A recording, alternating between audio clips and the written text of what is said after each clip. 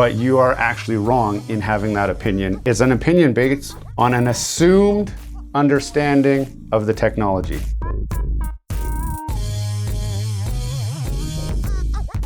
Hey, welcome back to GT Canada. Today I've got a very special video for you guys. It is a reaction video to a live stream that was reacting to one of my previous videos. Now, some of you might be wondering why I'm even making this video. I want to tell you kind of what was happening at the time and give you the backstory on entire event, and then I'll get into why I'm making this video. A couple weeks ago, I was out at the GT Canada Lake property, and I was actually working on the golf cart doing a different modification, and my phone started to light up. Now on my phone, I have alerts for when action happens on my YouTube channel, just so that I can keep an eye on things. And I start to get a lot of comments on one particular video, but all of the comments tended to have the same theme. And the theme was quite simple. It said, Anton, you suck. Anton, you're wrong. Anton, this is stupid, blah, blah, blah. Now, I have seen this before. And every time it's happened before, it was one guy that watched the video, didn't like what I had said in the video, and then he posted in a Facebook group where there were other individuals that were like him. Obviously, that's why he was in the group. So he posted the video in the group, and then the rest of the people in the group took the opportunity to go and make similar comments. It's no big deal, and normally I don't really care, whatever. I mean, if people want to comment and say whatever they want to say, that's fine. One of the people in the comments commented, hey Anton, Rich from Review Tech USA is here live streaming your video. And I'm like, okay, cool, whatever. And he's like, you should totally jump in the live stream. And I was like, should I jump in the live stream? I mean, obviously Rich is talking to Rich's audience, and Rich's audience obviously agree with Rich. That's why they watch Rich. So it's kind of, I don't know, it'd be kind of like jumping into a lion's den full of just a bunch of people that think the same way. So I thought, whatever, I'll go in and have a look around. And so I looked him up on YouTube, Review Tech USA, and sure enough, the live stream was still going. So I jumped on there and listened for a few minutes just to kind of see what the tone was and everything. It seemed like he was kind of winding down. He was at the end of the video. So I put in a comment, hey, yo, sorry, I just got here. What did I miss? And then all of a sudden his chat lights up and everyone's like, yo, Rich, GT Canada's in the chat. Yo, he's in the chat. And he kind of shrugs it off and says, whatever, I'm done saying what I got to say. He did mention though, at that point, Anton, you're just wrong. Now I kind of said, okay, what am I wrong about? That's a big video, it's a long video, I cover a lot of different points. You know, I might have got something wrong, so what did I get wrong? So I commented and said, well, point out what I got wrong and what the right answer is. And he ignores it. So then I said, look, I'm happy to jump on a live stream with you. We can talk about this. Maybe not right now, but let's set something up. And he's like, no, I'm too busy for a live stream. I got to go to bed or whatever. I'm like, all right, Rich, reach out to me after the video. Let's set something up. Let's chat. It's been a couple weeks now.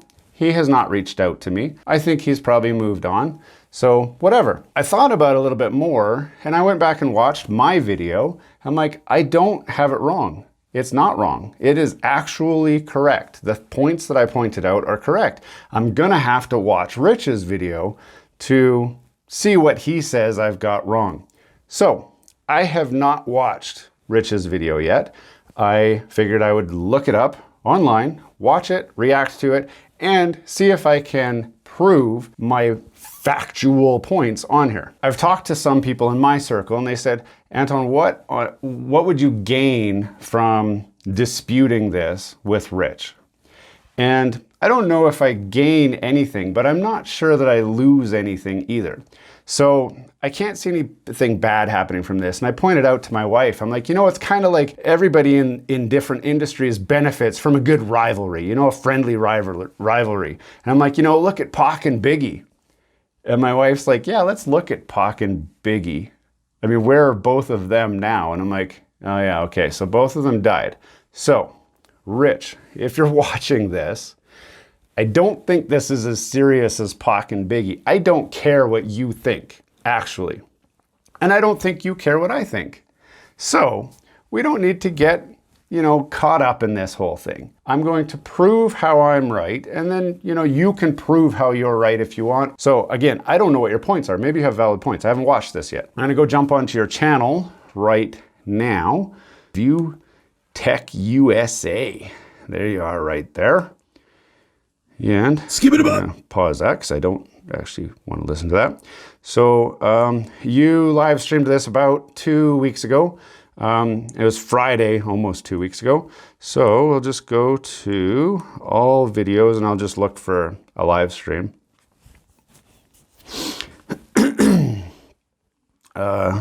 So I'm not totally familiar with Review Tech USA's YouTube channel. It looks like you actually stream a lot, like daily, a couple times a day. Let's see, 1 week ago, view all.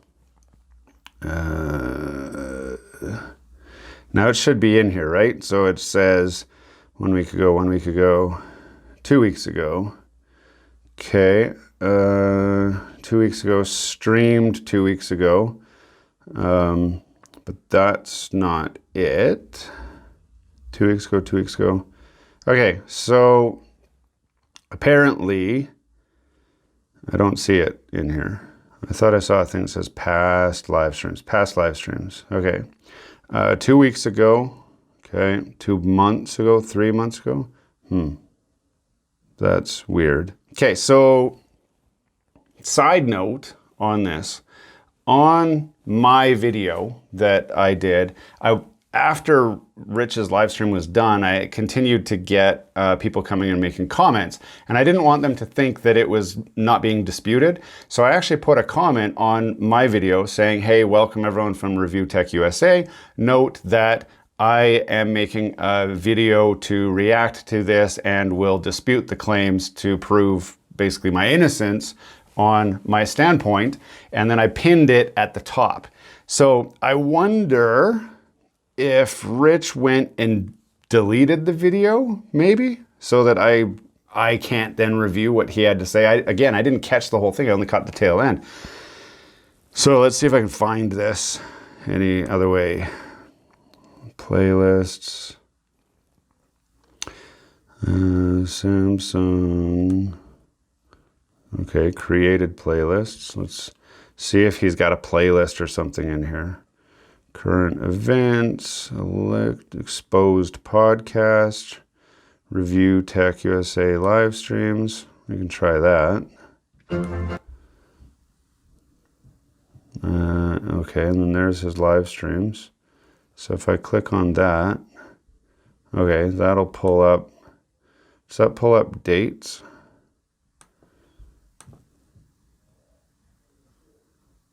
Updated 5 days ago.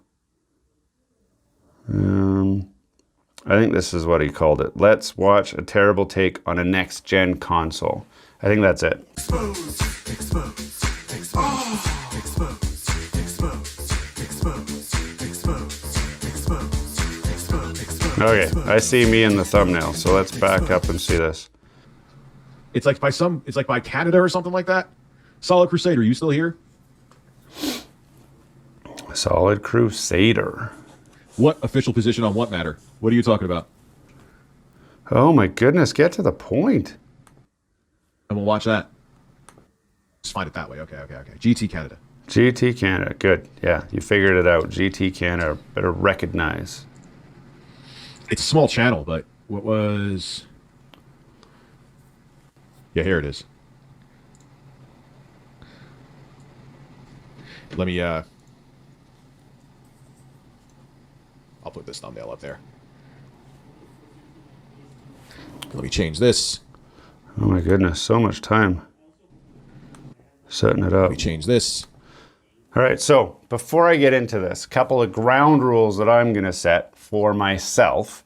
Again, I haven't really watched what this is. I know he said you're wrong a lot from what I saw at the end of it. So hopefully he's got some valid points and explains why he feels the way that he feels. But I'm gonna go through and explain why I feel the way that I feel. So what I'm looking for are actual valid points to explain what I'm wrong about and why I'm wrong. And I'll try to do my best to explain why I think a certain way, and then show you guys some backup evidence to prove why I'm thinking the way I'm thinking. Now, this is probably going to get long because he's got an hour left of talking, and I think he spent the whole hour on me, and I don't want to, I'm not going to edit a lot out. So this might end up being a long video. I'm going to warn you ahead of time. I will try to put chapters at the bottom if I can, so that you can kind of skip through to see the parts that you want to see that are relevant. I don't know how much blabbering he does and how much actual relevant information he'll share. So we'll see. But what I want to avoid are personal attacks. I'm not going to sit here and talk about Rich from Review Tech on a personal level or anything like that. I don't care. He can do his thing, and I'm going to do my thing. But he did specifically have a title saying, let's watch a terrible take on next-gen consoles. And so let's see what he's got to say.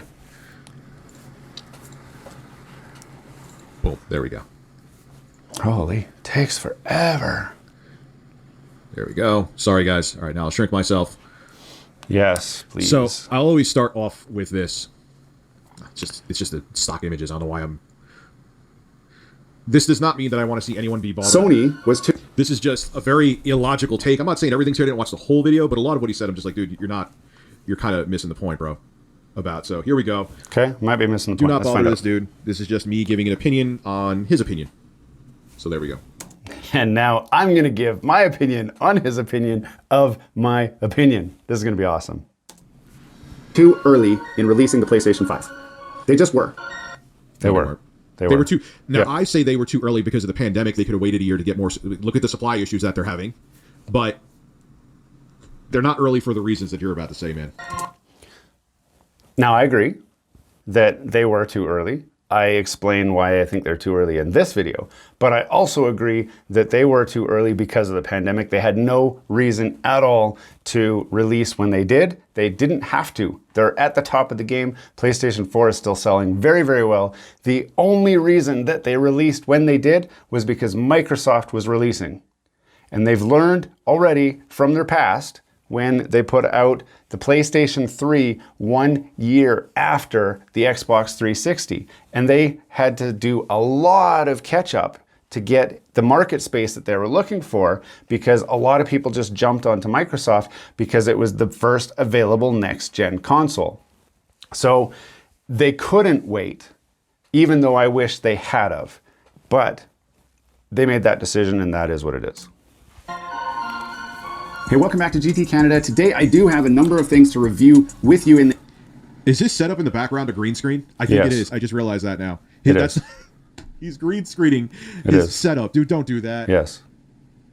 I'm pretty sure that's green screened. I could tell, yes. In this video, the title is... Yes, it's absolutely great. I can tell. I can see how everything looks when he moves. It's not clickbait. The AMD Fidelity FX... First of all, yes, it is green screen. I have not made a secret about that. In fact, I've got other videos that show my studio setup and my green screen setup.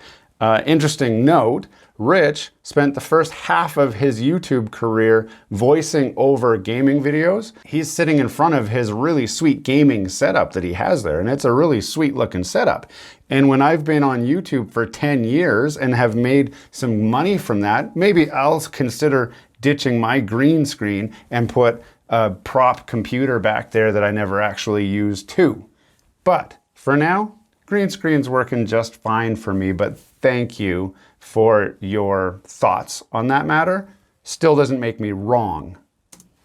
X, which is the AMD version of... How can we boost? You can't boost my subs, man. It's just how it is. There's no way to boost my subs. I don't care about they'll boost when something naturally makes them boost. That's how it is.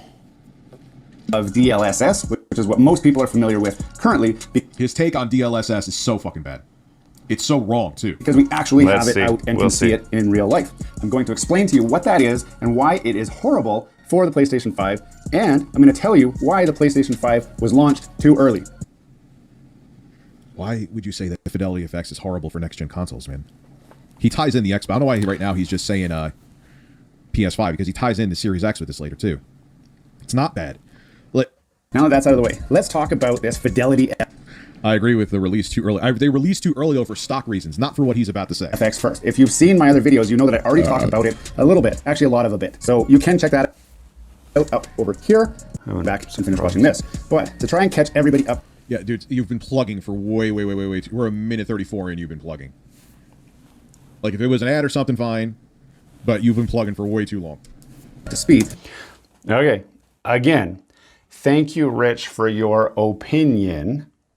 I have not heard any fact about what's making me wrong so far. So far we've established you don't like my green screen, you don't like my intro, you don't like my plugging. Now, one thing that you didn't notice maybe is that I actually have chapters in this video. So if somebody feels like I'm plugging too long, you have the ability, and you watching at home right now would have that ability to say, you know what, I don't need to hear the plug, let's get to the content. And you can kind of mouse through that content and figure out which parts you want to listen to and see what I'm talking about. So you didn't have to watch that whole thing, and that's why I put those chapters there. So the people that just want to hear what I got to say can watch all of what I have to say. The people who want the meat and potatoes can skip straight to the meat and potatoes. Rich chose not to do that, and it's too bad. I'm sorry that you had to listen to my plug for a minute and a half.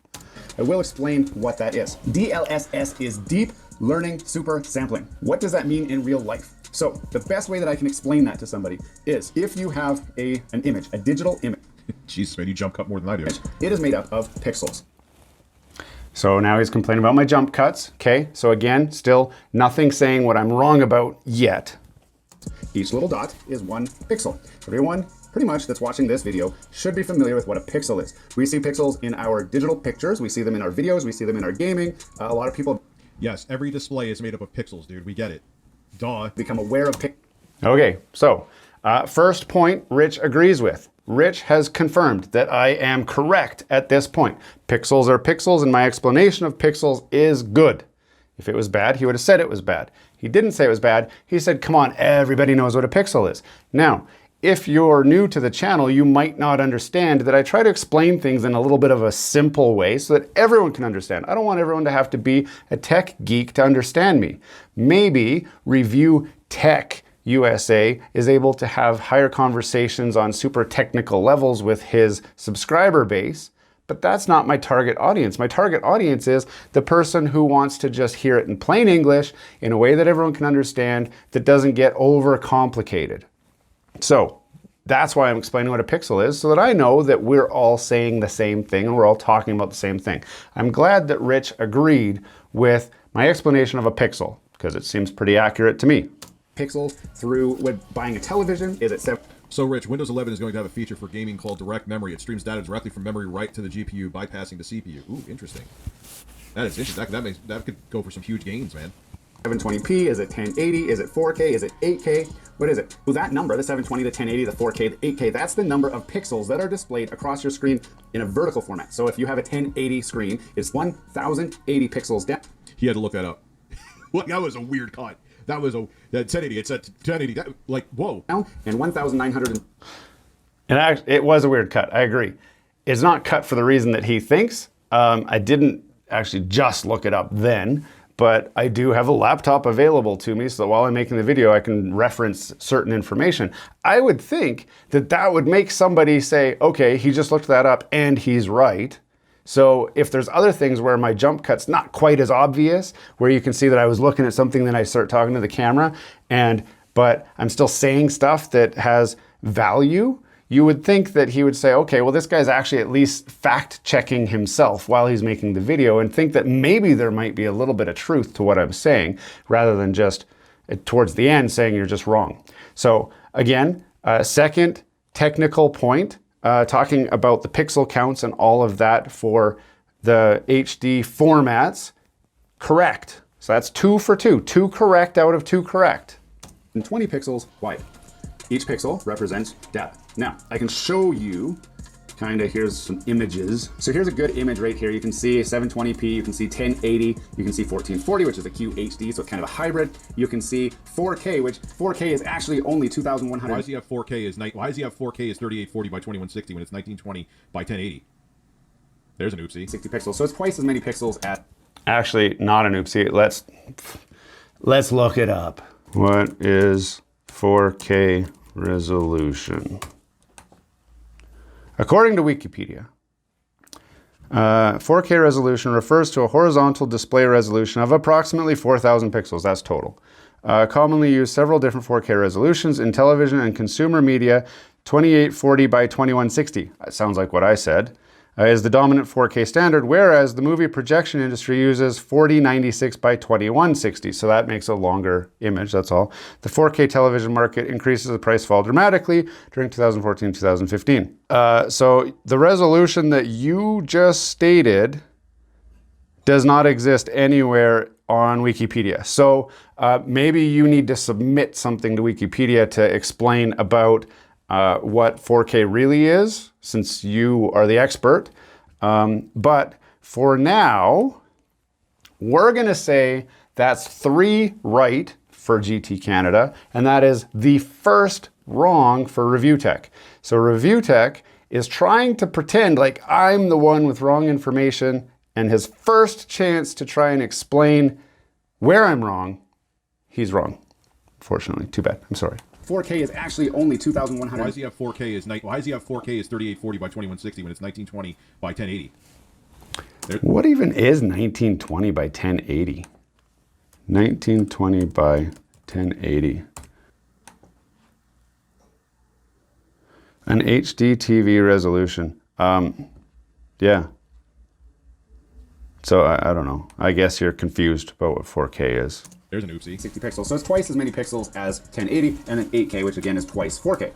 So you understand. Now, when I say twice, what I'm talking about is the vertical pixel resolution and the horizontal pixel resolution. You can take what you have and multiply it by 2 on your length and your width and come up with 2 times. Obviously, the area is going to be greater and the pixel density is going to be higher by doing that, because we're not calculating the area. I'm not talking about the area. So yes, it's more than twice when you're talking about areas, but we're talking about length time width, okay? Simple math. Pixels. Now that you understand those pixels, what is DLSS? Yeah, why all the music? You can tell this guy's relatively new. No one wants music in the background the entire time, man. Nobody does. So let's... Okay, so his 4th point now is, again, picking on my editing taste and saying nobody wants music in the background the whole time. Maybe not, you know? And that's lazy editing on my part, and I will admit to being guilty of lazy editing. It is easier for me to just drop a background music in the back and just have it play through the whole video than to go and edit and cut and adjust and whatever. By the time I get to the adding polish, I'm really done with editing.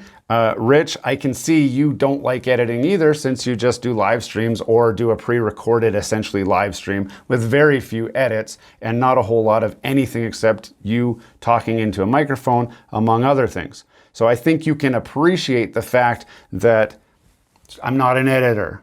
I'm not a video editor. I can edit. That's not my strong point. Thank you for calling me out for that. Still no relevance to the correctness of the video.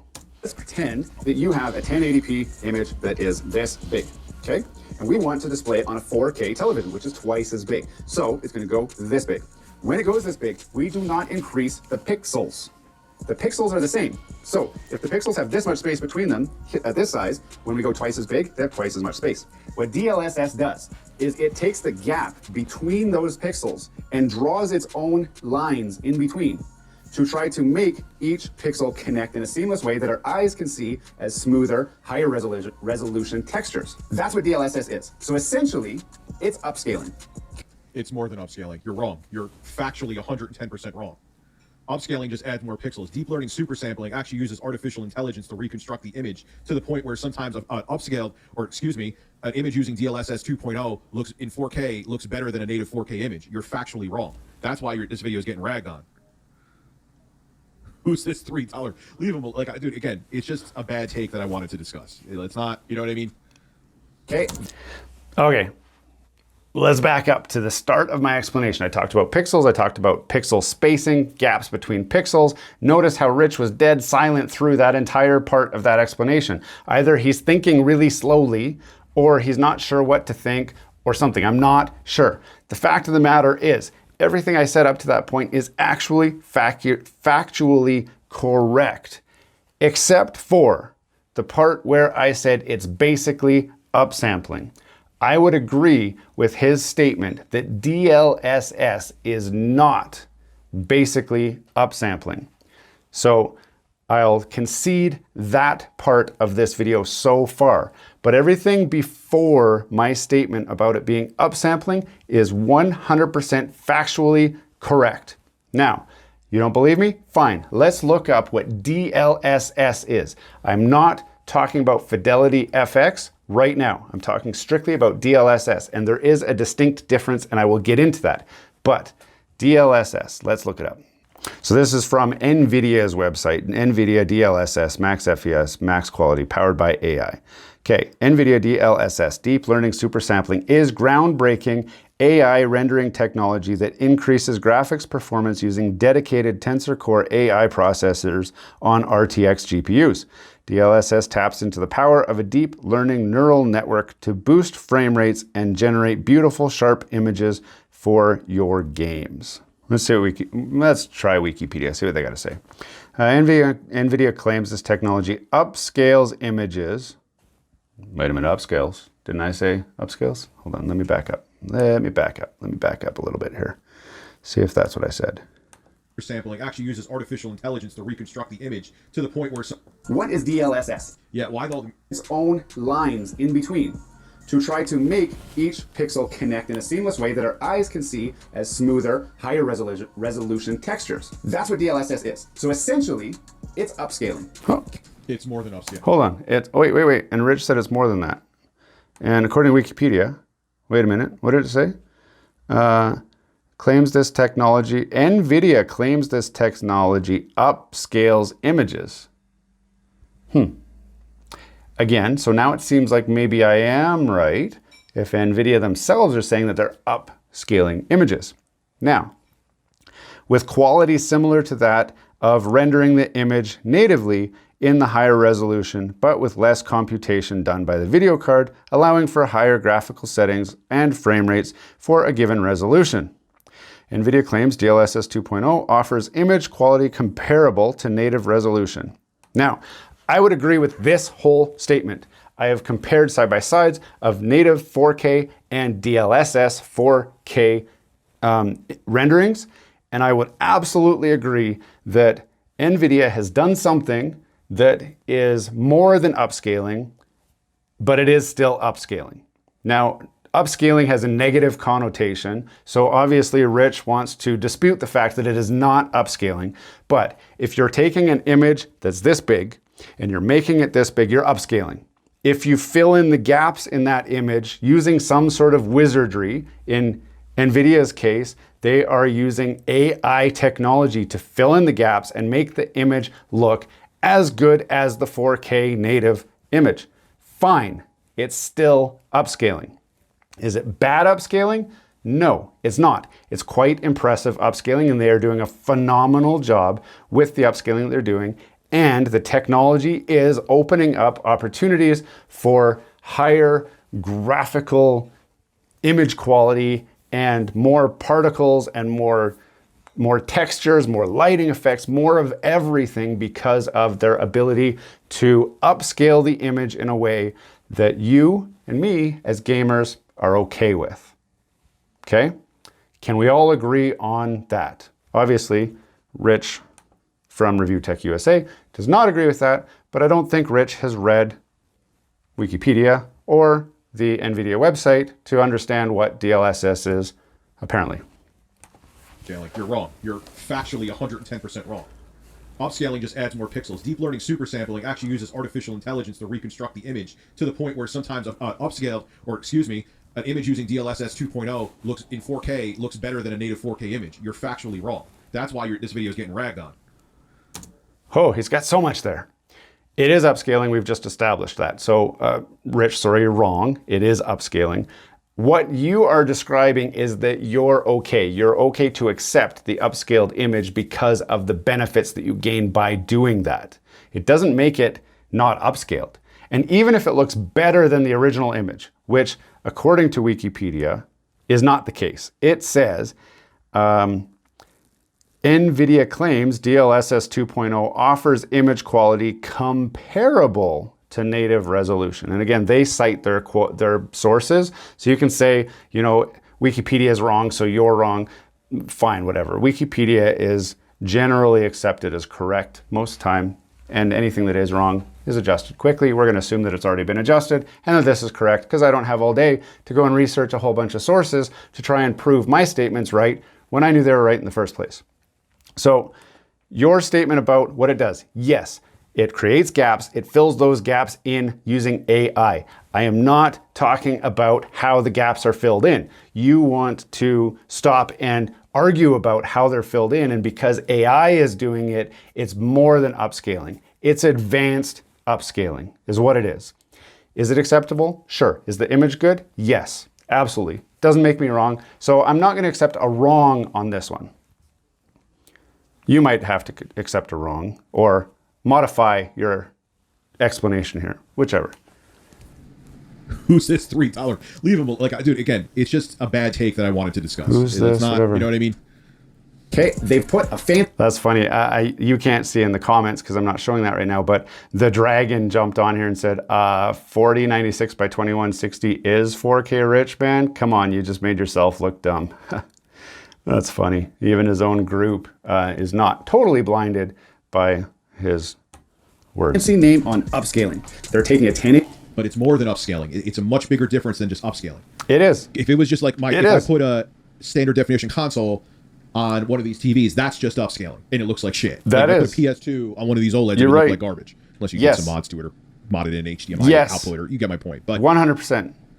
DLSS is way more than that, man. 80p. Yes, yes, yes. DLSS is more than that, and that's why I said it's a fancy way of upscaling. It is fancy. It uses computer AI technology to figure out how to fill those gaps in. It's very fancy, but it's still upscaling. Just because it's not your traditional upscaling doesn't mean it's not upscaling. You can't keep explaining what you're saying and say that you're right. You're actually wrong. You're wrong here. What you described is upscaling. What I just described is upscaling. You just don't want to call it upscaling. Image, and they're upscaling it to a 4K image. They are. Now that you understand that it's really just upscaling, you already know that upscaling is bad. Upscaling means that you are not getting And upscaling isn't even bad in all cases. What are you talking about? the true. Okay, I will concede. Upscaling is not bad in all cases. And in this part of the video where we are talking about DLSS, upscaling is acceptable. I will agree it is acceptable. When I get to my next point, I'm talking about next-gen consoles, as you may remember.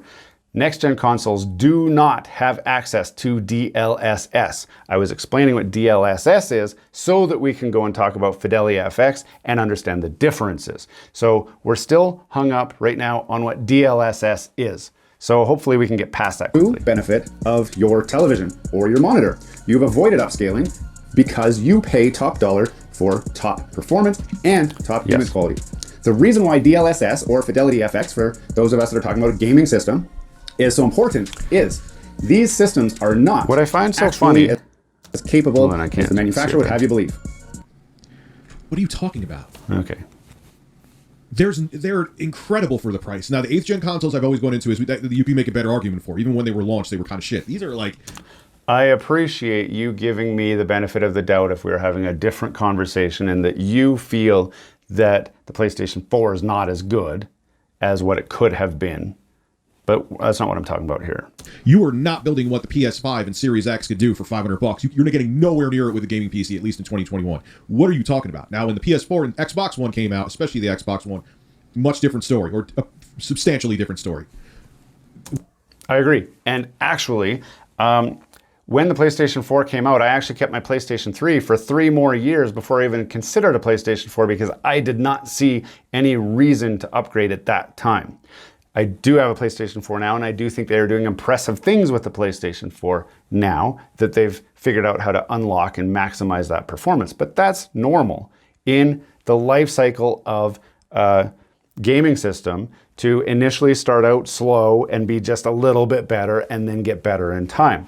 As capable as the manufacturer would have you believe. What are you talking about?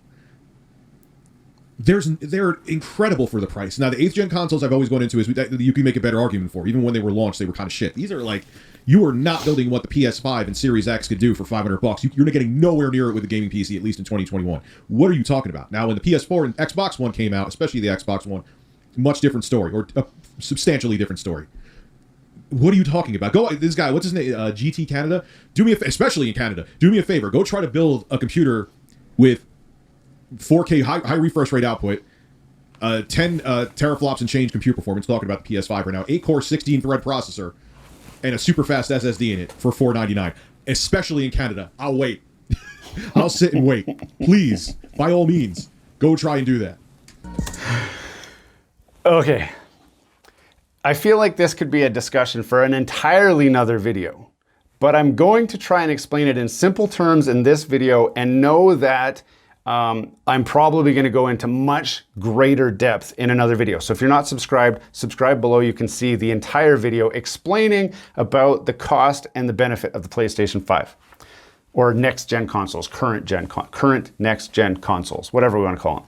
So I understand you're saying $599. Now in Canada, the console is actually $699. It's closer to $700 for the disc version. The base PlayStation 5 can be purchased for $599, which comes out to about $550 Canadian.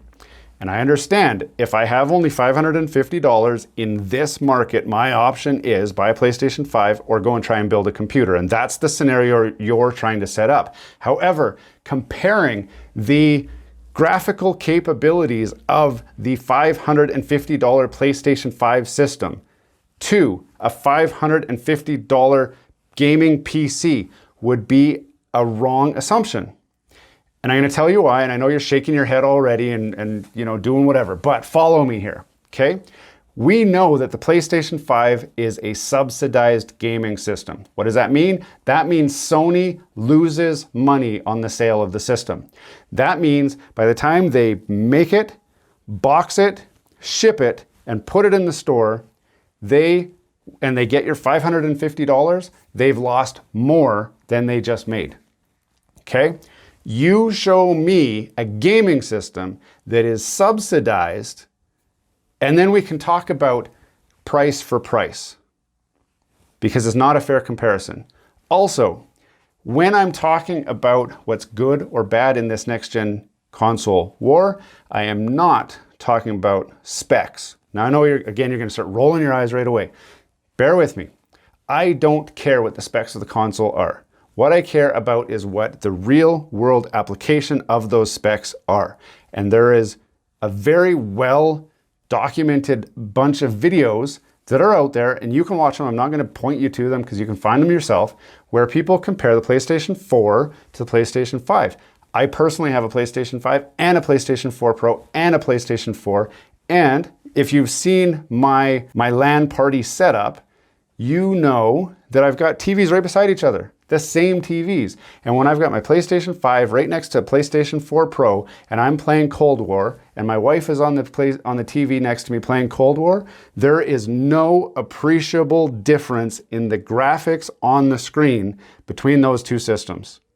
There is a difference, I agree, but it is not appreciable enough to where when you're talking about the specs being so much better, they do not produce anything that just because the specs are twice as good, 4 times as good, the output is nowhere near. It's marginally better.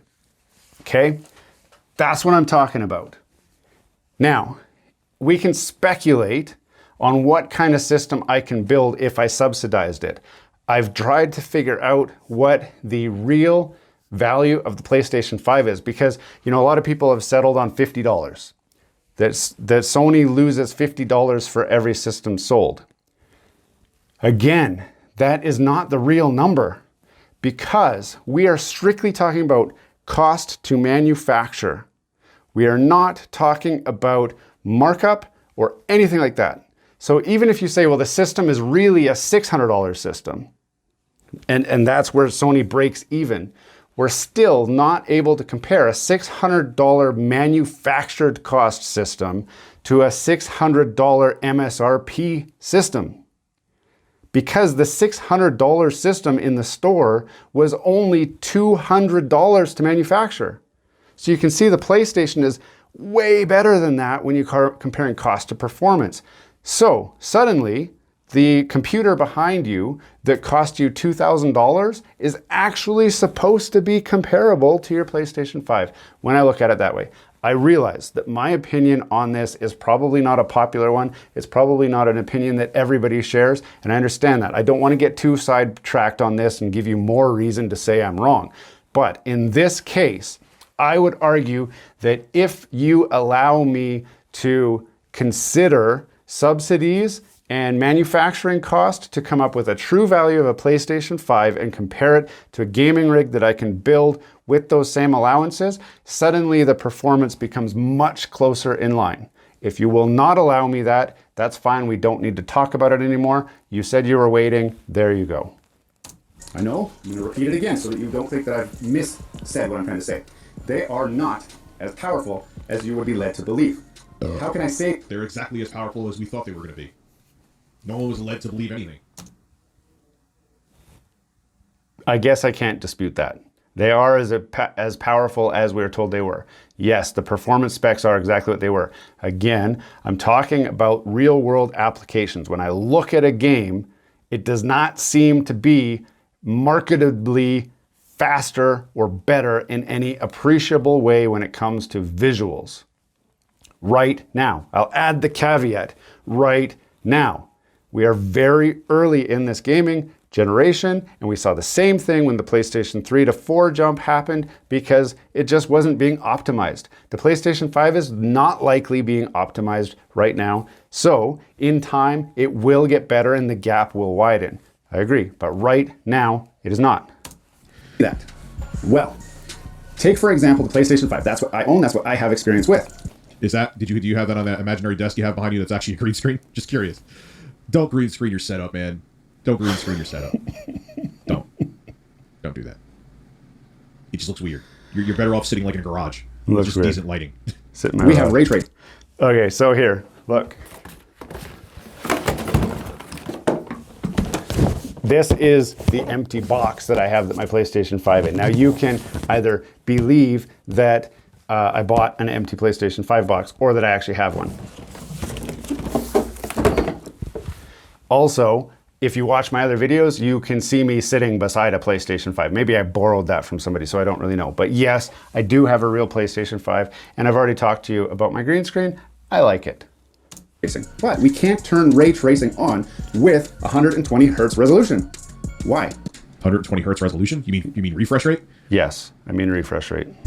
Because the video card is not capable of running ray tracing and the extra frames to run 120 frames per second. It can't. Okay. My 3090, which is in this rig behind me, I guarantee you in certain games I can't get 128 frames per second solid with ray tracing on. That card alone is $1,200 or $1,300. Yeah. Oh. $1,300 MSRP. We've already talked about market value versus the cost to produce, which it's not apples to apples. You can't say that market value is $1,400, $1,300, whatever you said, and a PlayStation 5 is only $500, so it's not comparable. I've already explained how I think they are comparable. Again, you can dispute that or disagree with that if you like, but that's how I feel, and that is why, largely, I feel the way I do about the supposed capability of the system. Oh, gee golly, a console for anywhere from $299 to $499 can't do that. They rip me off. Like, what do you, man, this seems like this seems like a stupid video I would make in 2013. It just can't do it. In 2013. In 2013, you had been on YouTube for 4 years already? I think you went on YouTube in 2009. I've been on YouTube for a year. Technically, I've had my YouTube account for 2 years. I've been making PlayStation videos since November. And you're knocking me for making a video 6 months into my YouTube career that you would have made 4 years into yours? Thank you for the compliment. So what's the compromise? The compromise is we settle for 60 frames per second and turn ray tracing on, or we turn ray tracing off, which unlocks 120 frames per second. Yeah. Because it takes away it takes away demand on the hardware when you turn ray tracing off. That's right. Same thing if you own a 3080 or 3090 or 6800 XT. Yes. I think it's XT, the new Radeon graphics card, whatever. I know it's 6800. Don't Sure. have me. Shut the f*** up. Yeah. Like, what are you even trying to say? You're not making any sense. So we should expect them to run games at 4K 120 with like max settings Yes. for $4.99? Yes. What planet are you from, dude? Canada. So there's give and take. Well, why Because there has to be. should I have to give in order to take? Because a super high-end gaming PC can't even do what you're saying right now in most cases. So yeah, there should be give and take. What did I do? What did I do? Oh, now you've done it. Now What's so important Now you've is skipped. these systems are not. Yeah, $3.99. That's true, because you could get the digital edition, which is still as capable as the PS5 with the disk drive. You're right. And again, I'm my preferred gaming platform today, Junior. My preferred gaming platform is PC, but I do think the value, especially if you're just going to game and do nothing else, it's really tough to justify getting a PC if you're only going to game at the price that these consoles are at, because you're getting so much power for the dollar. They are not. Agreed. I totally agree. It's the reason why I stopped doing PC gaming, and it's also one of the reasons why I'm so fired up about the fact that they're adding all these options, all these toggles, all these things you can turn on or turn off. Hey, if you want 4K at 60 with ray tracing, you can turn this on, and then we'll try to make the image better. Or if you want true 4K, you'll have to drop the ray tracing, so turn that down. What level of detail do you want? Turn the slider up till your frame rates drop, blah, blah, blah. That's a PC problem. It's a problem all PC gamers have learned to just deal with, to understand and just take care of it. My wife, who games on a console, doesn't need to be bothered with adjusting her field of view, turning on these settings, turning off those settings so that the game will run. The whole point of a console is set it and forget it. That's one of my problems here. If the game needs some weird upscaling to make it work better, just turn it on and don't tell me about it. That's what I'm saying. I don't want to know. All I want to do is put the game in the system and have it run and be the best version, the best experience that the developer is able to give me on the console of my choice. That's what I want. If I want to play with settings, I will build a PC and I will play with settings all day. And I think your PC gaming viewing audience would agree with me that that's part of PC gaming and that should not be part of console gaming. That's part of my concern. Now, I did not articulate that in this video, but I'm articulating that now. That's one of my problems, and that's why you're okay with it. You've got a gaming PC, you're used to having to adjust settings. I know that you have to do that on a PC. I don't want to have to do that on my console. Just give me the experience. Don't tell me how you did it. Then I'd be happy. He's not getting on my nerves. It's just, he's speaking like this is all like obvious and it's wrong. Like it's really a lot of misinformation. Now, it's not like politics, so this isn't dangerous misinformation. It's just gaming and tech, so it's a lull, but it's like, you're wrong. It's funny. So at this point in the video where we're at right now, he has said I'm wrong a few times. I've proved that I'm not actually wrong. So who's spreading the misinformation? Unfortunately, however many people watched, so far 14,000 people have watched your live stream. And interesting, you unlisted the video after I said that I was coming to dispute this video. So you tried to hide it. I don't think you knew that it was in your live stream playlist. So I was able to find it anyway. But yeah, misinformation's bad. It's just gaming news. Most of the gaming world is full of misinformation everywhere. It's stuck full of opinions. And unfortunately, in the gaming industry, opinions are like nipples. Everybody has two. Or something like that. I think that you understand what I'm saying because I heard you like nipples. You're wrong about deep learning super sampling and fidelity effects. It's not just No, I'm not. upscaling. It's reconstructing the image. And in some cases, like I said, if you have a fidelity effects reconstructed 4K image next to, in some cases, a regular 4K, a native 4K image, the 4K image that was reconstructed with deep learning super sampling 2.0 in some cases may actually look better. So him saying all that, it's just all, the consoles are underpowered for, like, compared to what? Even compared to what? A $2,000 PC or $1,000? What? You get my point. Just can't do it. Okay, hold on. I want to back up because he corrected himself, but he didn't tell you he was correcting himself. So he started out saying that a 4K Fidelity FX upscaled image looks better than a native 4K image. And then at the end of that sentence, he tacked on with DLSS 2.0 turned on. If he did not add that second part, his statement is 100% factually wrong. Like, no way around it. If you show me a 4K native image and put Fidelity FX, an FSR image next to it, and ask me which one is which, I will pick out the 4K one every single time because it's that bad. If we're talking about DLSS, I agree. The images look so close to the same that you would have a difficult time picking out which one is which. And for that reason, I agree that DLSS is okay. So what's the compromise? The compromise is we settle for 60 frames per second and turn ray tracing on. And I think, isn't he showing like DLSS like 1.0 here? Not even 2.0, which does a lot better job. I'm not sure of that though. Don't quote me on that one. Or we turn ray tracing off, which unlocks 120 frames per second. So there's give and take. Well, why should I have to give here it is, DLSS, in order to take? You're right. Why should I give up anything? I know before I stopped it here, but it just drives, because I have to give and take on a 3090. Like, that's just how I'm not getting 4K 120 maxed out with ray tracing even on my 3090. As a matter of fact, I haven't done it, but I can guarantee you. So how the hell are you gonna? How is a $399 console, the digital edition, that was a good point, gonna do that? Like, what are you even saying? Like, that's like me buying a. Okay, so I've got my box here. It says it's an 8K console, 4K at 120, and HDR. What else does it say on here? I actually didn't read it. I just bought it. Harness the power, blah, blah, blah. Breathtaking immersion, stunning games. I guess that's it. But where's my 8K? I wasn't lied to. Where's my 8K? Anyway, I digress quickly. A Camry, which is a nice car. Camry's a nice car. Well, why can't it go from 0 to 60 in 2.1 seconds like that Maserati? Maserati because won't it fucking do it in can't. 2.1 seconds, but... I bought a high-performance premium system. Enter Fidelity FX. So now, Sony is saying, oh, don't worry about it. Okay, so this now is the first part where I am actually talking about Fidelity FX. So again, I did not articulate this well in the video to try and distinguish that there's a difference.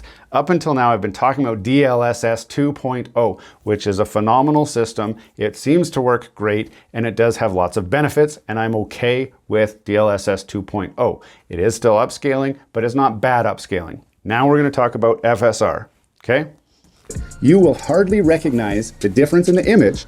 And because we're actually only going to apply ray tracing to a 1080p image, we have a lot of graphical overhead, or we have a lot of graphical capability that is still available.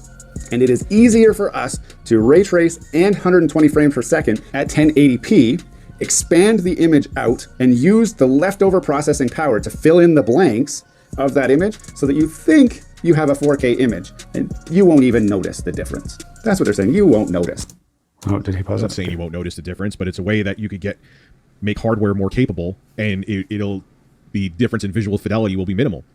So with what Bob is saying here, why do they have Fidelity FX? Well, I don't know. It's not for PC yet, I don't believe. I think they actually got it on consoles first. What's up, Cream Cheese? Then brought it over to...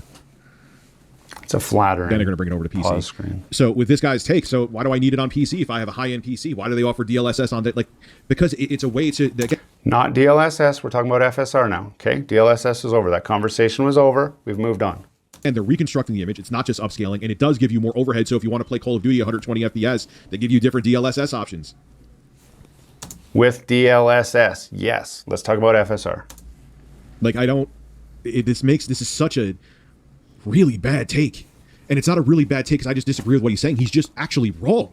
No, I'm not. And they're doing really good. So again, he's still only hearing DLSS, and I'm talking about FSR now. So again, if we back up to DLSS, yes, I agree with you. It does look okay. Call of Duty will look just fine with DLSS on your computer. It's not an option on a gaming system, so we can't talk about DLSS 1.0 or 2.0 on a gaming rig. It will not be unlocked on your gaming rig anytime soon. But Fidelity FX, FSR, will. And that's what I'm talking about right now. Great. Lots of side-by-sides. Check this out with it off. Check this out with it. Oh, it is on PC too. Okay, so it's on PC. So Fidelity, it's like, why do they offer it on there? If I have a 6800 XT, I shouldn't need it, right? Okay. Now, he didn't even think it was available. This is a direct side-by-side comparison of it on a PC. So he's trying to tell me that I'm wrong when I've researched this content for this video. Now, again, maybe I'm not good at articulating my points as well as I think I am. And so obviously somebody who is a techie kind of guy and is looking for those details weren't there. I agree, they were not there because my video wasn't made for the techie geeky guys. My video was made for the everyday guy who just bought a PlayStation 5 and is like, holy smokes, this can do all sorts of wonderful things and just isn't caught up in the whole PC world. Video is not marketed to you, sorry, Rich, but I'm sorry that I missed all of the information, the details that you were looking for to understand what I'm talking about. But don't jump on a guy's video dumping all over it, saying I'm wrong, when you don't even know that the technology's out there. Come on, man. But it's, no, you... On. And you're like, yeah, okay, that's pretty close. But it's still not 4K. We've expanded the image out. Your TV says it's 4K because it's being fed a 4K signal. It's not 4K. It started at 1080 and it upsampled it. They did add... Interestingly, I did actually have a side-by-side comparison in the back there, and you can see with it on or the native image. And if you stop the video and look at it, you can see the difference. I don't know how anyone can watch this and be like, oh yeah, I don't blah, blah, blah. He's just listening to what I'm saying, not looking at what I've got up there to kind of show this. Extra graphical touches in the form of ray tracing. Like that right there. Look at that. On this side right here, that's the native 4K image, and this is the FSR updated image. How can you tell me that it looks as good? How can you say that this image right here looks as good as this image right here? Seriously, Rich, if you're watching this video, stop right now and add a comment, hit me up on chat, whatever, and tell me how you you wear glasses. So maybe you need to check your prescription if this side looks blurry and this side still looks blurry, because to me, this side looks blurry and this side looks pretty clear. And this is the side-by-side comparison that AMD showed in their tech release to say, look how great FSR is. This was the best they could put out. And in the form of extra frames per second, sure, but it's still not 4K. You could still do the same thing, just set it to 1080p and have your TV upsample it to the 4K. That's what I'm saying. So, why would Sony do this? Because they wouldn't want a console to cost $2,000. And even if you have a $2,000 console, even if you have a $2,000 console, it still ain't going to do what you're asking here, pal. I don't even, this is such an illogical take. Well, quite frankly, Sony only has a little bit to gain from doing this. And the reason they only have a little bit to gain is their system is powerful enough and they only have one system. But is there another manufacturer who has created essentially a PlayStation 4 Pro and tried to sell it to you guys as a next-gen console? Oh, wait a minute. Microsoft did that. If you knew anything about CPUs or processors, you would not say that, because the Series S is Zen 2 cores, 8-core 16-thread. Awesome. Would wipe its ass with the CPU or the processing cores on the SoC inside the PS4 Pro, dude. It's not all about, it's a combination of GPU and CPU performance. Yeah. Also, too, you got to realize there's next-gen niceties, like with like the ray tracing hardware capabilities of the Series S. Okay, you can't run it at as high of a resolution. Right. Oh, man. Okay, again, coming from, I'm going to say a computer geek, and I say it in an endearing way. I've always considered myself somewhat of a computer geek. I don't think it's a bad thing. I'm not saying you're a bad guy because you're a computer geek. Hopefully you take that as a compliment. I totally understand how a computer geek will look at the specs of a Series S and say, can you believe what Microsoft is selling us at such a discounted price? Blah, blah, blah, blah, blah. Got it. However, Microsoft released a system that is inferior to another one of their own systems. The Series X is comparable to the PlayStation 5. Nobody will dispute that. I hope you will not either.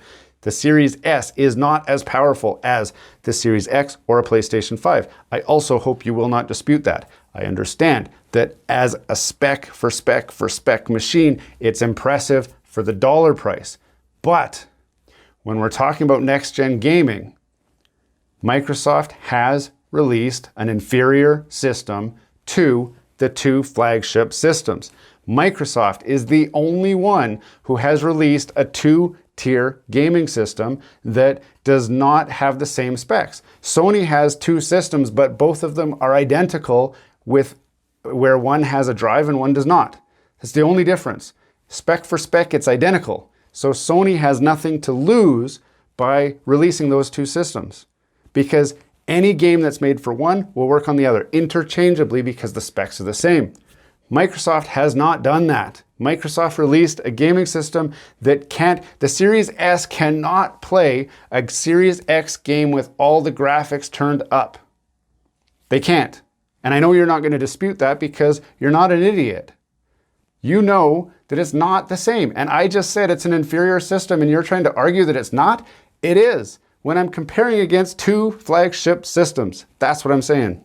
This is why you have to have a basic knowledge. Look, I'm not Bill Gates. I'm not even You're not Linus Bill Tech Gates.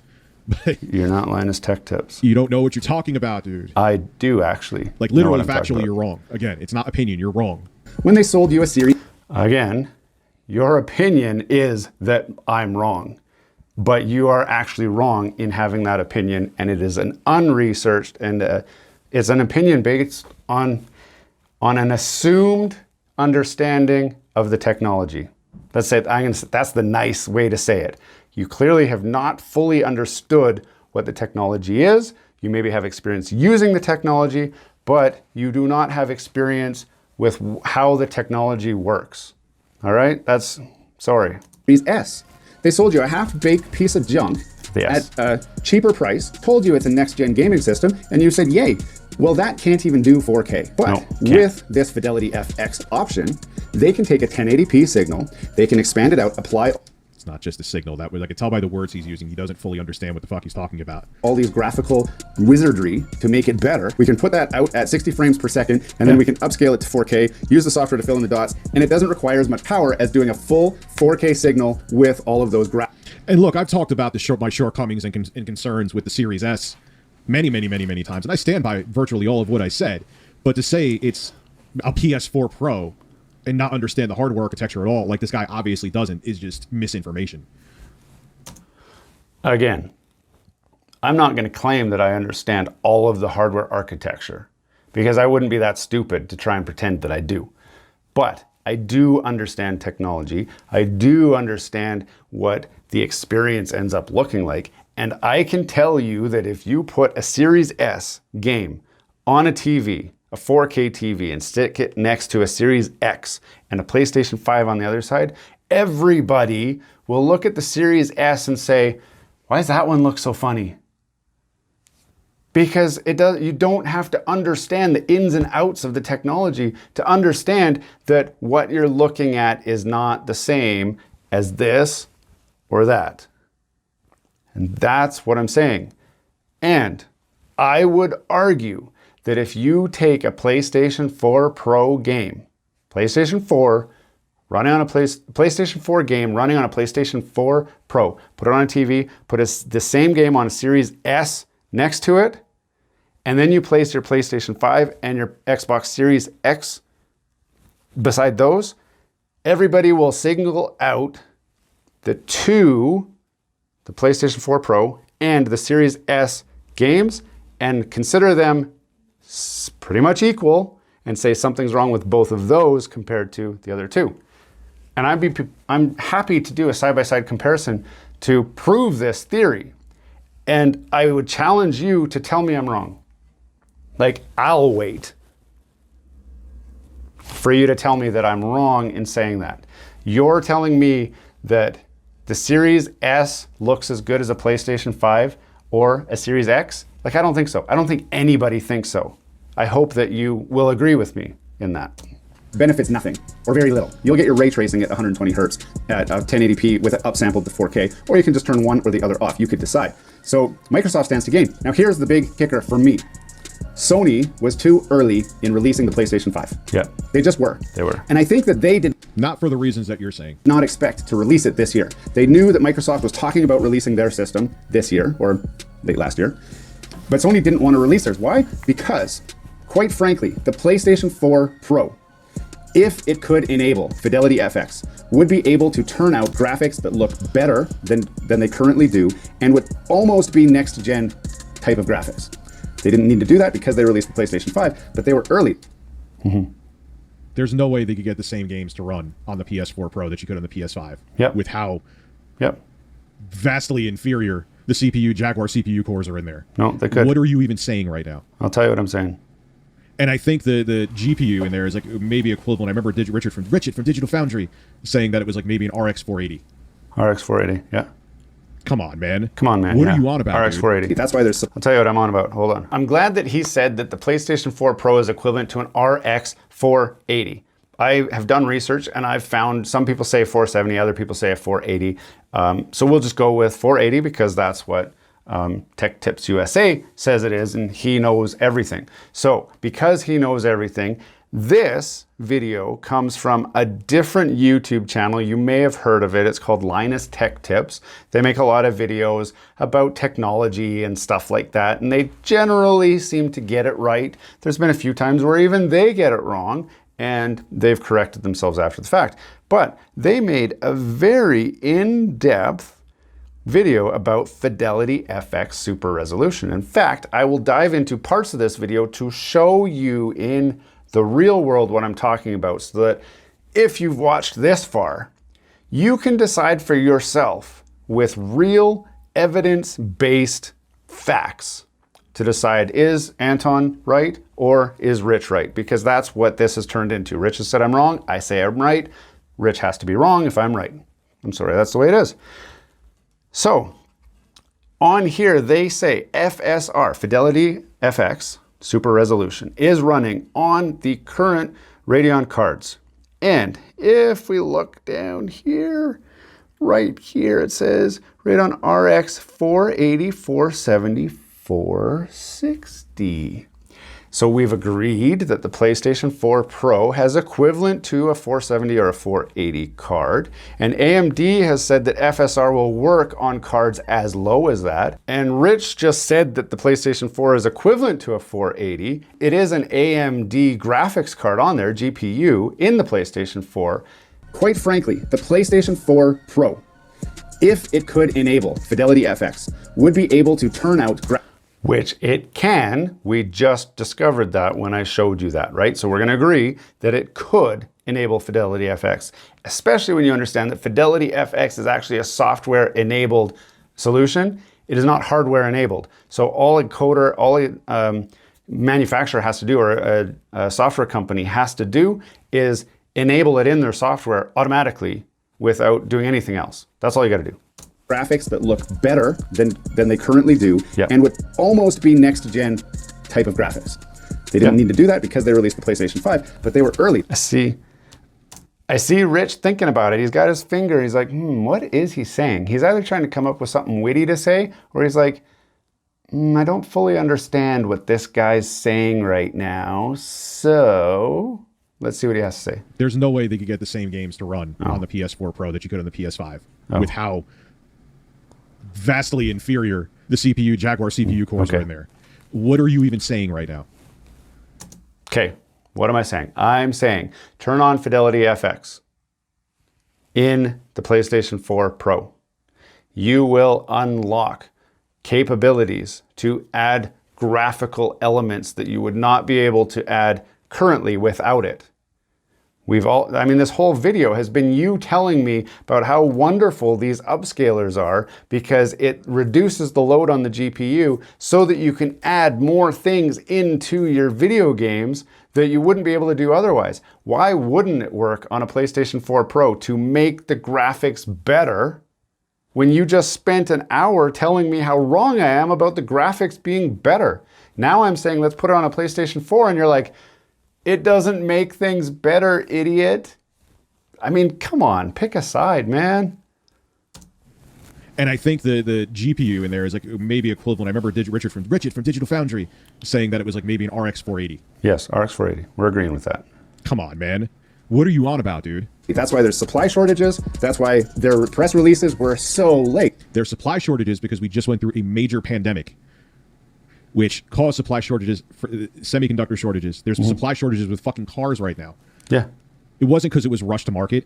Is it tougher to get cell phones? Like I think they delayed the Note 21 or some Samsung phone.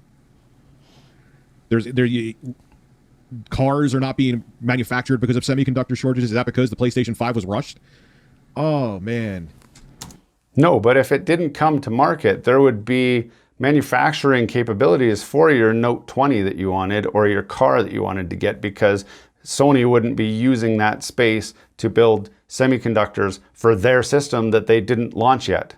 That's what I'm saying. I'm saying the same thing as you are, just not the same way, is that there are shortages. There's shortages in manufacturing. There's all these issues, and the Sony should have taken another year to just build up their stockpile and make things better. Think it through better.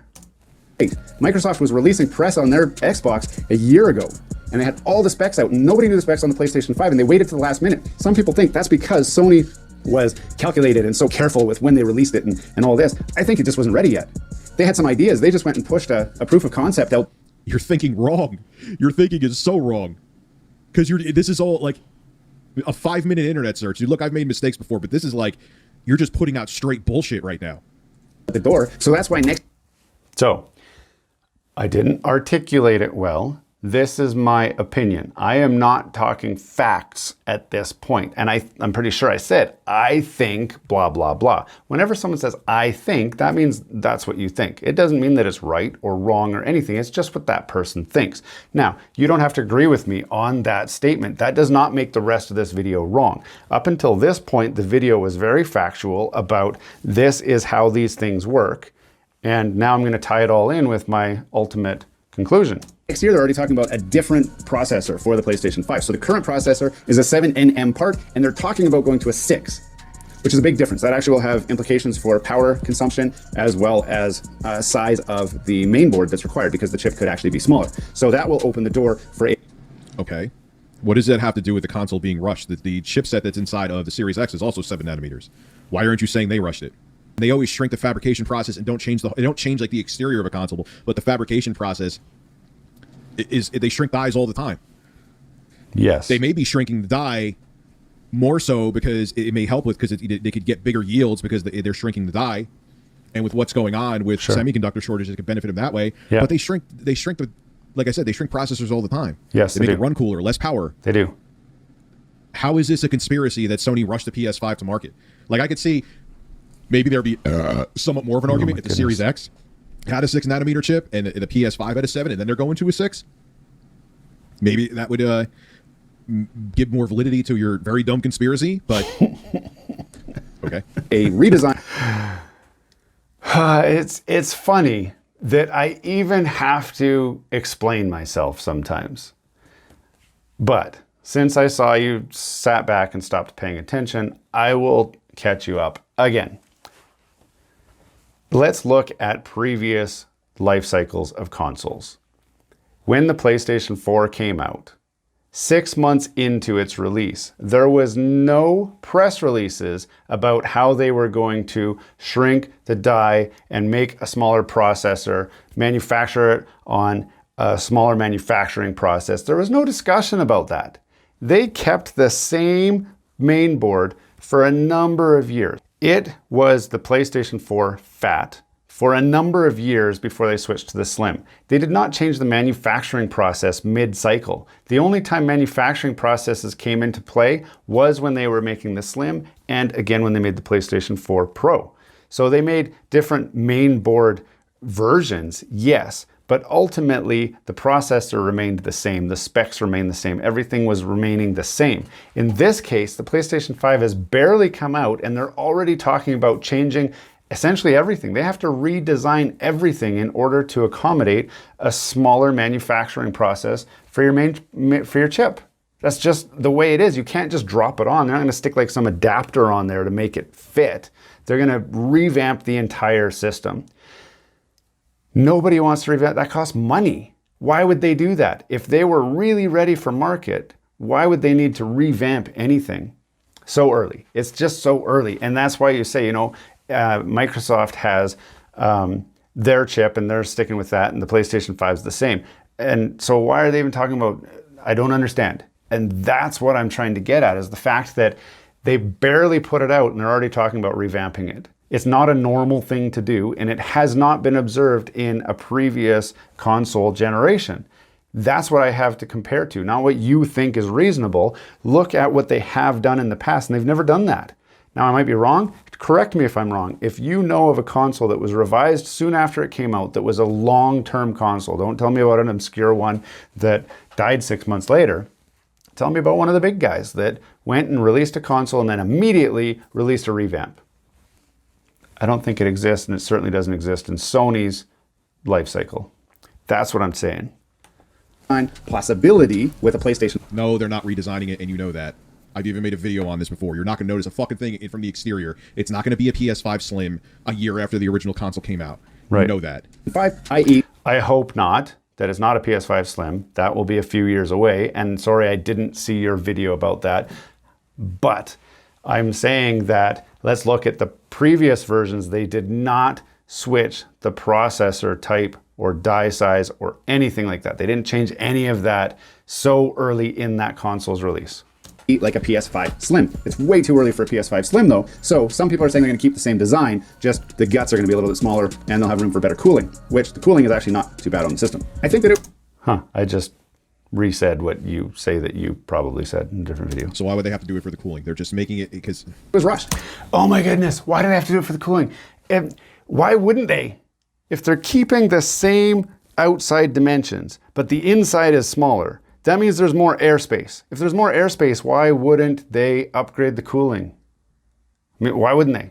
I'm saying they could do that. That's an option available to them. If you know anything about the PlayStation 5, you know that one of the biggest complaints is that when they unlock the internal expansion slot, there's not enough space in there for some of these bigger SSDs that have tall cooling systems or have fans on them. Maybe the extra space allows them to make that slot more robust so that they can have better cooling there, so that the SSD that you want to stick in, your 4 terabyte SSD, will fit with active cooling instead of just passive cooling. Maybe, right? Maybe they could do that. That's why I'm talking about cooling. I mean, seriously, at this point, you just want to argue for the sake of arguing. You're being, dare I say, you're being ignorant here just to take the opposite side.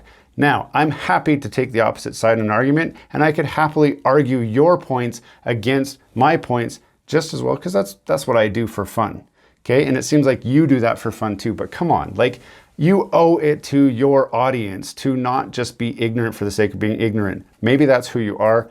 I don't know. I don't watch you.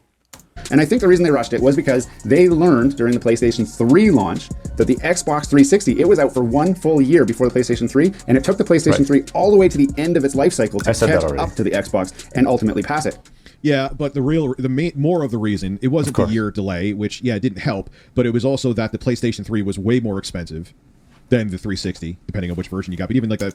Well, again, at that time, that was the first time we had seen a core system and an elite system where you could strip out the things that you didn't think you needed, and then they'd sell it to you after you realized that you did need it, like a bigger hard drive, for example. And Sony was like, no, we're going to control the experience. We're going to just make you buy everything. You need all these memory card slots and USB ports and all that stuff, when we really didn't. But yes, I agree. The one with the 20 gigabyte hard drive was still cheaper.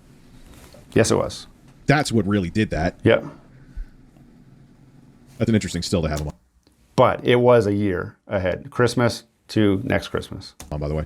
They did not want to do that again, and they knew releasing a PlayStation 5 with the limited quantities that they had and production issues and all the issues that we're seeing with getting it into your hands were worth it to stay competitive in that market. And they've been very competitive. For at least every one Xbox Series X sold, they have sold at least 2 PlayStation 5s. I don't want to talk about the Xbox. So you just answered your own question as to why there's we know there's this worldwide semiconductor shortage due to the pandemic, due to the lack of manufacturing. Yeah. That's why the PS5 is tough to find. It's not because they rushed it to market. That's not what I said. Series X, because that's actually not what I said. As you already heard, it is really a last-gen gaming system that is being sold as a next-gen system. And the only reason it's going to be competitive is because of this Fidelity FX. Us as gamers... Yep. You have no concept of hardware in specs. This guy also just said before that the PS4 Pro, if it could have Fidelity FX, could run the same games. No, it can't. Accepting Fidelity FX. That's not what I said. That's not what I said. Don't summarize what you think I said when you assumed wrong. I said that you could turn on Fidelity FX on a PlayStation 4 Pro and get increased performance over what the PlayStation 4 Pro does right now. That's what I said.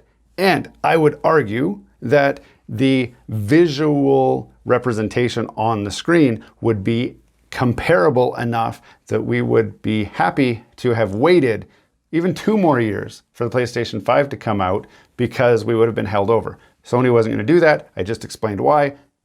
There you have it. Accepting Fidelity FX as a solution are essentially saying it's okay. But it's not a solution. It's on it was on DLSS. Has been on PC for a couple of years now. It's not a solution. It's not just for the consoles. But say, like, if it was just for the consoles and say they're underpowered, then even then I would still disagree with you. But it's also on PC. It just improves performance while allowing for better image quality, because yes, you could turn things on like ray tracing and keep higher frame rates, and it's reconstructing an image. It's not just upscaling. You're just wrong all around. Factually wrong. It's not just me disagreeing with you. You're just factually wrong. Okay to sell us. Again, you keep saying DLSS. I keep saying Fidelity FX. They are different. I did not get fully into this, so you guys understand what DLSS is. If you're just catching this video now and you've skimmed over, I did review what DLSS is already. I'm going to review what Fidelity FX is. So this is a website called hardwaretimes.com. It's not my opinion, it's a website, it's on the internet. People can dispute it if they want. It seems like a respectable website. And the title is AMD FSR versus NVIDIA DLSS Upscaling Tech Comparison. Why on earth would they use the term upscaling when Rich from Tech Tips says that it's not upscaling? Oh my goodness, who are these people? Why does everyone keep saying upscaling when it's not upscaling? See, I can do it too. These guys are so wrong. It's upscaling. Let's get over that. So AMD today announced its Fidelity FX super resolution technology, which is being touted as the company's open source spatial alternative to NVIDIA's AI-based temporal DLSS upscaling technology. There's that word again. Contrary to popular expectation, it actually doesn't seem to be based on convolution neural network, at least not as complex as that used by DLSS, and only uses data from the present frame spatially. In contrast, DLSS 2.0 uses motion vectors and jitter offsets from preceding frames temporally in parallel to a highly trained convolution network. This means, stay with me, this means that although AMD's FSR will be easier to implement across different titles and platforms, the image quality might suffer from a lack of detail and generally subpar upscaling quality compared to DLSS. I know I've lost you in the words. Stop the video, back it up, listen to it again just to make sure you understand. Furthermore, the fact that the latter is already integrated into popular game engines, so the latter being DLSS. DLSS is already integrated into popular gaming engines, such as Unity and Unreal, means that adoption isn't really an issue for it anymore. That's DLSS. At the end of the day, we'll likely see DLSS patched into most big budget AAA games and those based on Unreal Unity. But missing out on the indie titles that are designed with limited resources, this is where FSR can shine. Not on big budget, not on your Call of Duty, not on your Halo, not on whatever, Modern Warfare or Warzone or whatever, not on those. That's not where you're going to gain it. As the integration is supposedly quite simple, the integration of FSR, because it's a software integration. Out of the 2 provided images, only one below can be blah, blah, blah, blah, blah.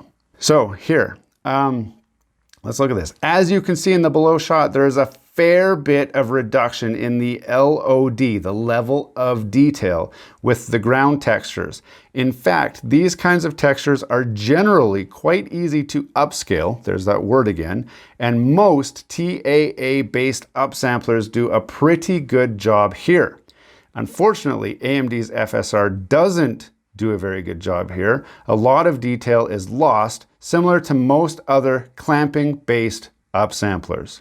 And again, here's a side-by-side that, for whatever reason, Rich skipped in my video. Here is the native image. Here is an upsampled image with FSR applied. You tell me that they are virtually the same. Look at that. Switch your video to 4K right now so that you can see it in all its purity. This one here is the native image. This one here is the FSR-enabled upscaled image. Which one would you rather look at? You tell me. Why am I so wrong? If I'm so wrong, then you're telling me that that this here is acceptable. That's okay. Like, we haven't just gone back to PlayStation 3 with that image? Really? Here it is again, a little bit further away. So that was really close up. But here you can see it still. This is the native 4K. This is the FSR-enabled upscaled 4K image. Like, I'm lost. I'm absolutely, completely lost that anyone would jump on YouTube in a live stream and say, Anton and GT Canada, you're so stupid, ill-informed, don't understand the technology because this is acceptable. I'm lost. I'm flabbergasted. I know that's a big word, sorry.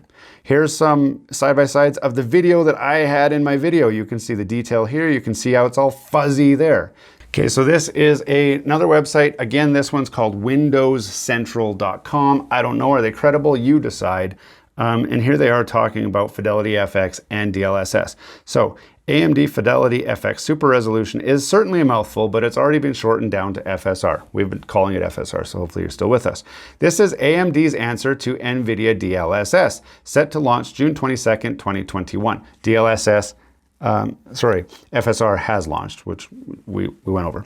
Whereas DLSS employs artificial intelligence and neural networks to achieve its goal, AMD is instead leaning on advanced spatial upscaling algorithms. There's that word again, upscaling. Why do they keep saying upscaling? Oh. At AMD's GPU Open website, it stated that it does not rely on history buffers or motion vectors, nor does it require any per-game training. What? This is no doubt the biggest difference between two technologies that attempt to achieve the same end goal. I agree. They are trying to achieve the same end goal, which is to offload GPU-heavy processes to allow the extra processing power needed to make the image more pretty while still applying really neat graphical touches in the form of like ray tracing, for example. FSR does not specifically have the goal to make ray tracing possible or not possible. It can be applied to games that don't even have ray tracing, and you do get an increase in frame rates with a reduction in image quality, but it still gives you increased frame rate. If that wasn't enough for you, I know, you're with me, but some people are still doubting what I'm saying. So there's another website, it's called techspot.com. I don't know if anyone's heard of that before. Maybe it's reputable, maybe it's just as full of crap as I am, I don't know. So they also wrote an article about Fidelity FX, and they say, make no mistake, Fidelity FX Super Resolution, or FSR for short, is AMD's direct competitor to NVIDIA's DLSS, a feature that increasingly becomes blah, blah, blah, blah, blah. What is FSR? They're going to tell us. FSR is an upscaling technology that's designed to improve performance of games at minimal loss to visual quality. What? Like, this is totally in contradiction to what Rich said. I know my sarcasm is hard to pick up here, so I'm going to try and say it more sarcastic. FSR is upscaling technology. In Rich's words, no it isn't. That's designed to improve the performance of games at minimal loss to visual quality. No, it's better. Everyone says it's better. An FSR image is better than a native image without FSR. Everybody knows that. You're wrong. TechSpot, you're wrong. You're wrong. You suck.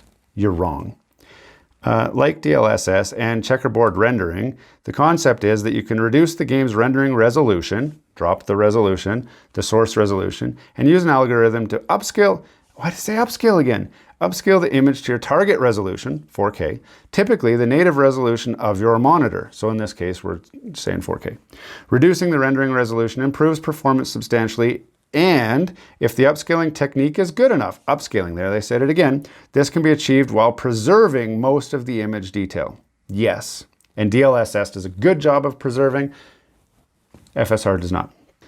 So FSR takes a different approach. So this is talking about the comparison to DLSS. DLSS uses AI-based temporal upscaling, that's what it says right there, and it runs on only the most high-end RTX GPUs. Whereas FSR takes a different approach. Instead of using temporal upscaling, FSR relies exclusively on spatial upscaling. There's that word again. AMD tells us that AI is not used at any stage of the FSR process. Say it again. AMD tells us that AI is not used at any stage of the FSR process. So, FSR is not the technology described in the patent that's been floating around. This greatly simplifies the algorithm. Spatial upscaling does not rely on data from multiple frames or motion vectors, which makes it easier to integrate into games as there are less data inputs.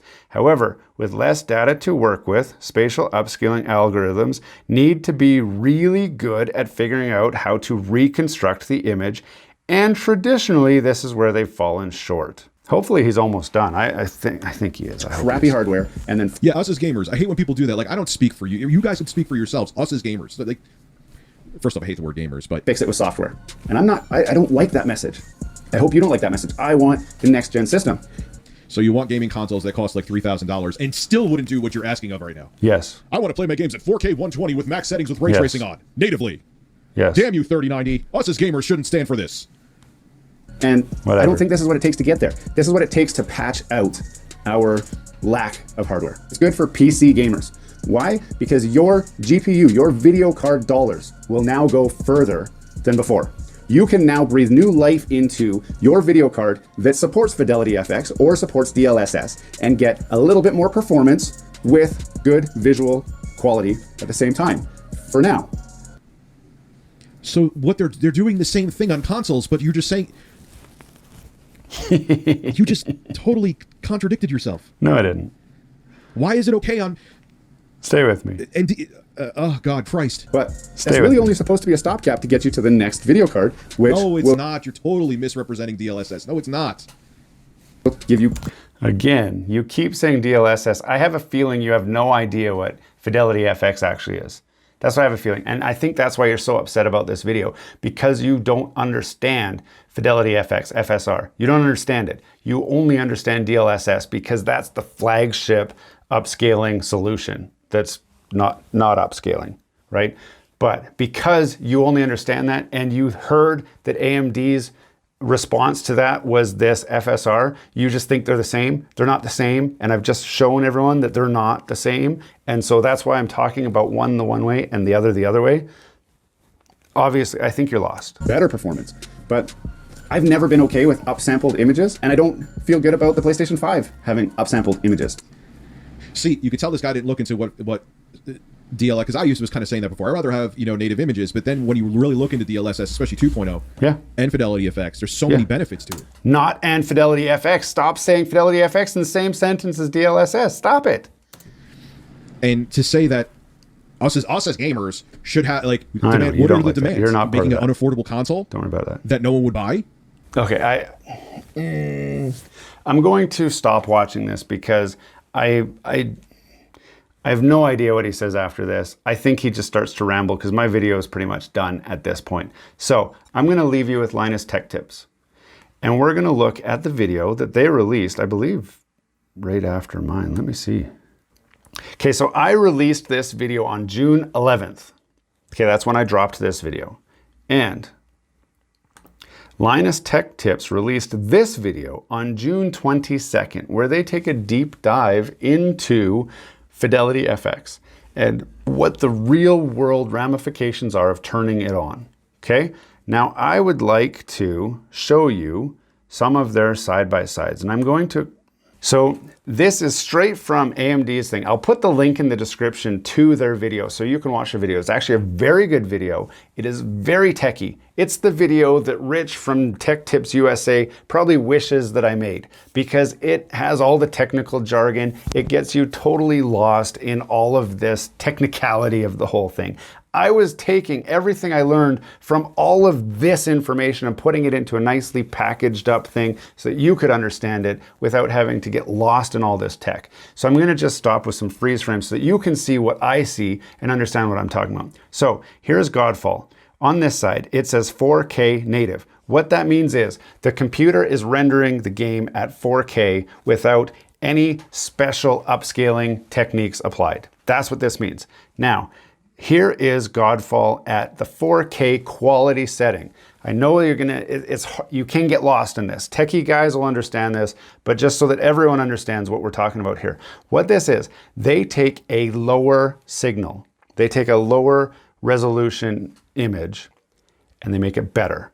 In the quality setting, don't quote me at what their source resolution is, because that's not important right now. What's important is what the visual image looks like. I believe that on the 4K quality settings, what it is doing is taking a 1080p signal, it is applying any kind of graphical effects that it can to it, it is upscaling it to 4K, and then it is applying FSR to that image to fill in those black spots that I showed you in my original video. That is the 4K quality setting. Now, if you set it at, let me see if I can pull this up here. There's 4K quality. So here's another one, 4K quality. Again, they don't look at the image before, they don't look at the image after. They only take the one image that they have. If you have black dots in one image and that's the only reference that you have, how on earth do you fill in those black spaces without just bleeding it in and blurring? I don't know. AMD does it their way. I simplified it to say that's what it is. Here again is 4K native, 4K quality. You can see right in this area here, there's no detail there. That's all just blurred out. Look at the detail right here, and then look at the detail here. They just blurred this all together. Now in moving video, you're not gonna notice it as much. But let's go to, here we go. So now we've got Godfall 4K native and Godfall 4K performance. Now performance is going to have a focus on high frames per second. So they could probably dynamically change the reference, which is okay, or the source, which is okay, and then they apply FSR to that. So the image difference is not terrible. It's not terrible. But if you look at this, look at the lighting effects here, and then look at them here. They've muted it. They've dimmed it down a lot. So this is a very dull image, and this is much more vibrant. So when you're playing the game, this is the one you're going to see those reflections and the shadows and all that a lot better. But you will gain higher frames per second on an older video card that you're trying to just play those new titles and get by. You know you're not going to get top performance, but you're just happy to play the game. Okay, that's what you're doing here. So here, let's hear what Linus Tech tips have to say. But textures are suffering much more than before, and the distant stairs begin to show some unevenness in the upscale. Finally, the performance preset, using a 1080p input resolution, remember?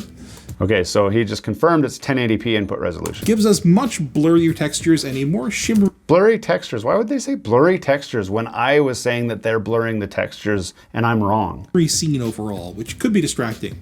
Again, keep in mind, I released my video 11 days before LTT released this one. So I didn't have this as a reference. I didn't have this as a source. I had to go and draw my own conclusions from all the information that I had. And all of a sudden this video comes out, I watched the whole thing and realized that they totally support everything that I said about the downsides of the technology. Critically, those distant stairs are now blurring together because there's not enough detail for the upscaler to properly display them. Hard edges with a... Weird that he keeps saying upscaler too. That's weird. A lot of contrast are handled very well, but less contrasting edges are... And this is LTT. How could LTT publish this garbage? Like, how did they write a script that says the word upscaler in it and everybody said that was okay, and then they published it and 900,000 people have watched this video so far and nobody has complained that they're calling it an upscaler? Don't they know? ...are a lot blurrier than native. In motion, these differences... Okay, so this is going to lose you a lot. So here's the native resolution. That's a 4K rendered image. Here's ultra quality. It looks a little bit okay, but that's because it's not using a 1080p signal. It's using a higher, closer to 4K signal. And then you've got quality. They start to downgrade the source material. Then you get to balance, then you get to performance, where now it's just a blurry blob. Differences between the presets become even more noticeable. Now, graphically simpler games, like King's Hunt, for example, are far more forgiving, and the performance preset offers a surprisingly similar level. Okay, so again, I'm going to put a link to the description in the description for this video because you need to see that. But this brings up an important question. Why not just lower your settings? Well, smarty pants, some people don't want to. And some people can't go any lower because their GPU is too weak. Right. So an older GPU, like I said, breathe new life into older GPU before they spend their dollars to upgrade to a new one. That's what I was talking about. Unfortunately, Rich from Tech USA got lost on that statement. So I'm glad that we're finally watching an intelligent channel that understands technology and understands people and that sort of thing. As for why you wouldn't just run at a lower resolution and call it a day, well, you could, but then your monitor or GPU is probably going to use bilinear scaling, which is way less sophisticated than the advanced techniques like edge directing and even neural networks deployed by the likes of DLSS. So why not use the best tools available? And that begs the question, which tool? DLSS is great if you have the hardware it requires, only found on select NVIDIA GPUs, of course. Right. FSR, while being a little heavier to run, requires no special hardware and is substantially easier to implement into a game engine. Easy enough that, reportedly, it took one developer just under 2 hours after being given the code to implement it into their game. I mean, in theory, it could even be injected into a game by modders, although AMD wasn't sure if it would look correct this way when we asked, so mileage may vary. Like I said, it's much more in-depth technical details that you might be curious to know about, and I do recommend watching the video. It's about 11 minutes long, and they got chapters, and it's a really good video to watch. All it does, though, is further validate my point. And my point since the beginning has been, I'm actually right. I'm right about 95% of the things I said in my video. There are a few spots where I maybe used the wrong terminology or used it inappropriately, and you can jump all over that and say I'm an idiot because of it, and that's fine. But the reality is that I'm right. I'm just right. I will end this with one final comment, if you will. When I jumped onto the live stream when it happened, I remember Rich making a comment about something about punching down, and his viewers saying, you know what, like you're a big guy, you're bullying this guy around. He's like, I'm not bullying anybody. I'm just saying that this guy's wrong and he's wrong. Well, actually, you're the one that's wrong. And then you followed that up with a statement about something about how I'm not going to be around for very long because of the ignorance that is on my channel. And now that we've established that my channel's not the one that's ignorant, I did want to look up something. This is called Social Blade. I'm sure you've heard of it because I actually saw you using it to look up my video. So let's see how GT Canada compares to Review Tech USA, just for fun. I mean, it's not a fair comparison. You've been around since 2009. I've been around since last year. I mean, that's really not comparable. But look at that. I have an overall score of B-. That's not bad. You've got a B+, 12 years on YouTube, 13 years on YouTube, B+, that's all you could get? I don't know. Total subscribers. So this is, see, you can see here, October 2019, like I got no subscribers because I wasn't active until, where do I start seeing subs? Oh, right there. Just around November of 2020. So we're not even 1 year in to me making videos and doing my thing. I now have 225 uploads. You have over 4,000 uploads. So, I mean, of course, you're going to be better at making videos. You, according to this, you've been around since 2008. You have 979,000 subs. That's awesome. I'm happy for you. But then I look at this, daily averages, views, and subscribers. So you aired this video 2 weeks ago.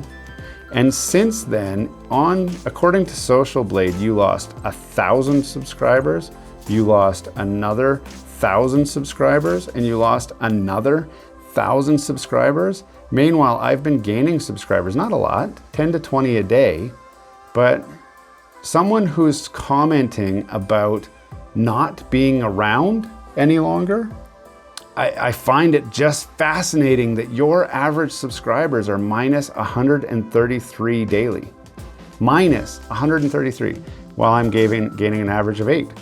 Doesn't sound like a lot, but when we look at this future subscriber count, I mean, your channel's on the decline and you're not punching down. You're not looking for some great new rivalry to boost your channel back up into the glory that it used to be.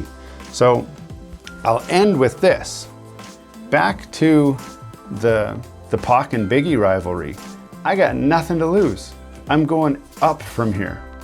So I think we could be friends. I think we could benefit from each other.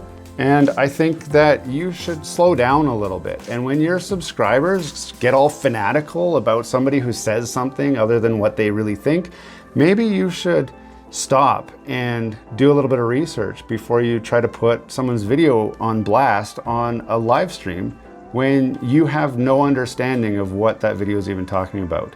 It's wonderful that you are worried about my editing, my green screen, you know, stuff like that, stuff that doesn't matter. That doesn't make my content any less relevant. It doesn't make it any less correct. It just means you don't like that I'm playing music in the background. I'm sorry that you don't like my music. But it doesn't make me wrong. And just because I'm saying something that you haven't heard before, stop and think about it. Stop and, you know, truly research and understand. And you might not embarrass yourself then in front of everybody like this.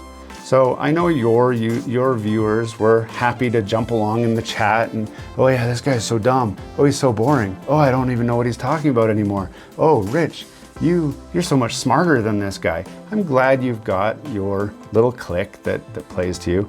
But unfortunately, the thing that bothers me the most, I guess, is that we're actually pretty similar, and I could easily find myself going down the same route that you went with this one.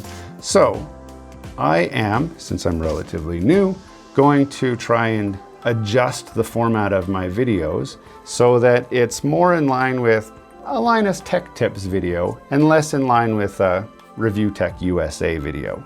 So what does that mean in the real world? I don't know. I could explain it, I guess, but you probably would say I'm wrong. So I'll leave it at that. I hope that for anyone other than Rich at Review Tech USA that watched this, that you did enjoy this video. It's gone long. I know it's long. Even when I go and edit this, it's gonna be painful for me to cut it out and try to keep it short. It's not gonna be short if you've watched this far. I appreciate you watching this far. Subscribe down to the channel below. I got a lot of great content coming up that is factually accurate and some that is just straight up wrong, and I'll tell you when I'm wrong and I'm just being a fool, or I'll tell you, I probably won't tell you when I'm right. I usually think I'm right.